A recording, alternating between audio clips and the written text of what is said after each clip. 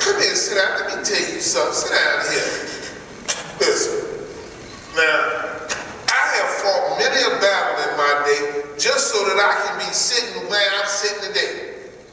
And I fought these battles not only for myself, but I fought them for you, for your mother, for our family, for everyone.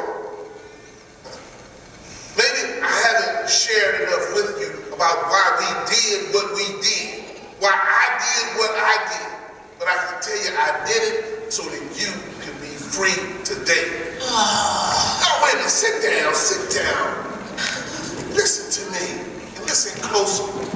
Baby, I was there. I was on the front line.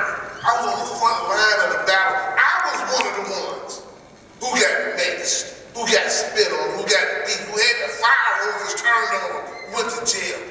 And I did it so that you wouldn't have to go through it today. You see, I had this friend.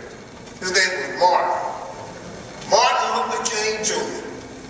Oh, now that was a man. That was a great man. And I was a godly man, and I was proud to have stood with him.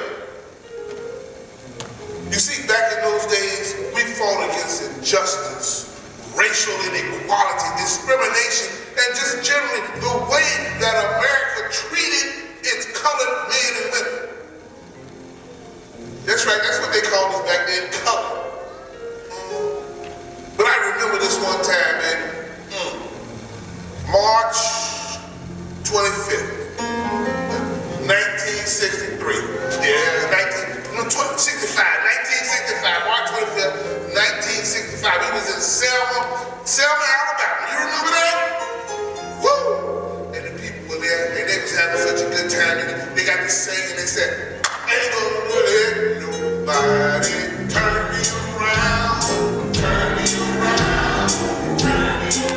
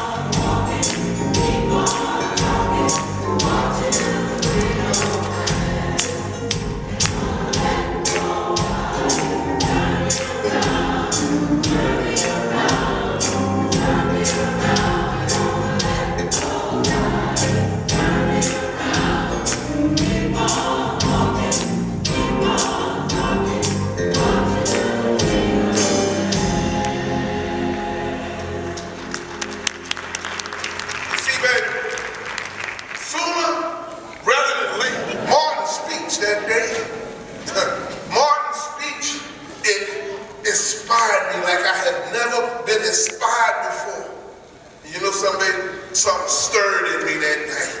Something stirred in me that night like never before. I could hear Martin's speech, and he began it like this. He said, and then came to Memphis.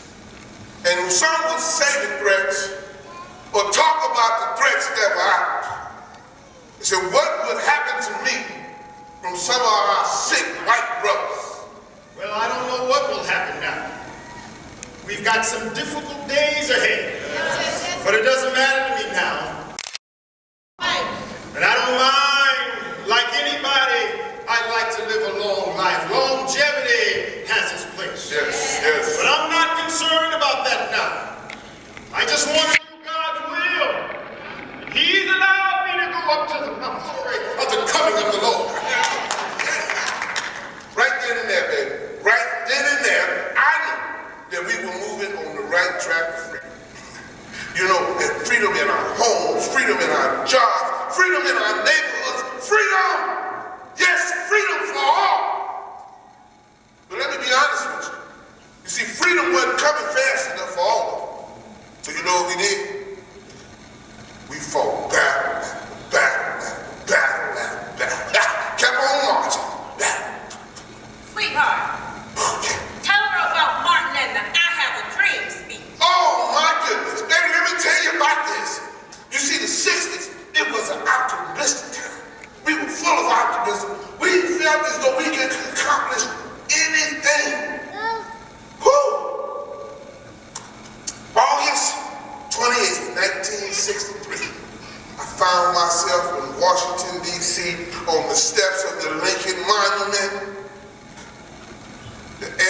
exciting. It was full of enthusiasm. We were ready for the next great movement. Oh, it was beautiful. And Martin, his speech was eloquent. It was alive. It was worthy. It was challenging. He challenged America to change.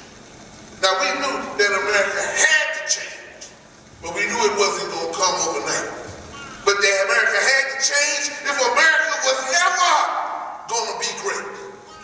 I hear his words today just like it was yesterday. He said, 5 years ago. A great American in whose symbolic shadow we stand today signed the Emancipation Proclamation. This momentous decree came as a great beacon light of hope to millions of Negro slaves who had been seared in the flames of withering injustice. It came as a joyous daybreak to end the long night of their captivity. Now this was powerful. It was powerful. And I stood there, proud to be a black man in America. I listened to his words. His words rang like cymbals. In a sense, we've come to our nation's capital to cash a check. When the architects of our republic wrote the magnificent words of the Constitution and the Declaration of Independence, they were signing a promissory note to which every American was to fall heir. This note was a promise that all men, yes, black men as well as white men, would be guaranteed the unalienable rights of life, liberty, and the pursuit of happiness. Obligation. America has given the Negro people a bad check. A check that has come back marked insufficient funds.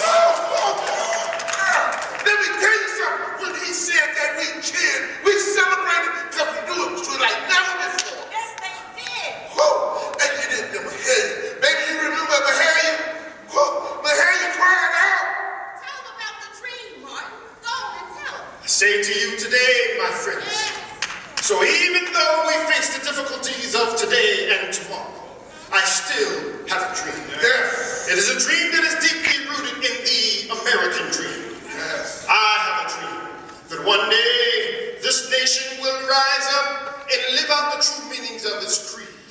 We hold these truths to be self-evident, equal. I have a dream that one day on the red hills of Georgia, the sons of former slaves and the sons of former slave owners will be able to sit down together at the table of brotherhood. Yes. I have a dream Yes. that even in the state of Mississippi, a state sweltering with the heat of injustice, sweltering with the heat of oppression, will one day be transformed into an oasis of freedom and justice. I have a dream that right there in Alabama, little black boys and black girls will be able to join hands with little white girls and white boys as sisters and brothers. I have a dream today that every valley shall be exalted, every hill and mountain shall be made low, the rough places shall be made plain, the crooked places shall be made straight. And the glory of the Lord shall be revealed, and all flesh shall see it together. Yes, yes. This is our hope. This is the faith that I go back to the South with.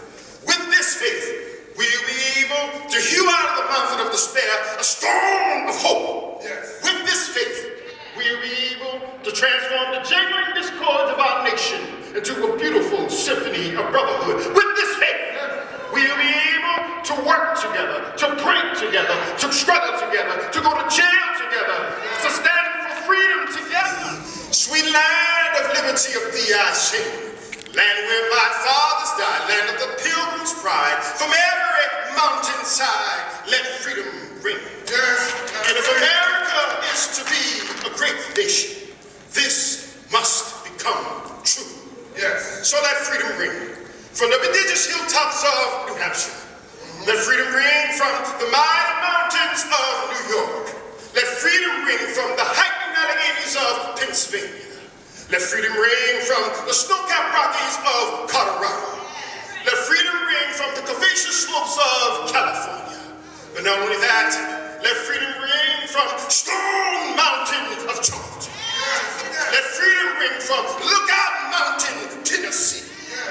Let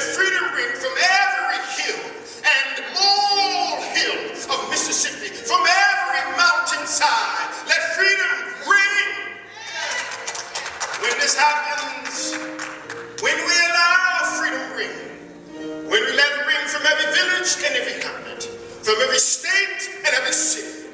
We'll be able to speed up that day when all of God's children, black men and white men, Jews and Gentiles, Protestant and Catholic, will be able to join hands in singing the words of the old Negro spiritual. Free at last.